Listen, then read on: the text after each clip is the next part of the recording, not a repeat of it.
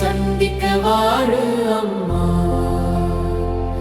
ஆனந்த நாடு உன்னை அழைத்து செல்லும், பரிசுத்தமானவளாக இருந்தால் விடாமல் செல்லும் அம்மா. ஆகாசத்தில் வந்து பூரி சத்தம் கேட்கும், நீ ஆன்மாவோடு தயாரிருந்தால் அவர் உன்னை கவர்ந்து அருகே அழைத்து செல்லும்.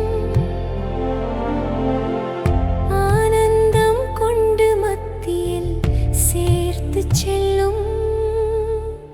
உன்னுடைய பிரியன் வருகிறார் கோழி.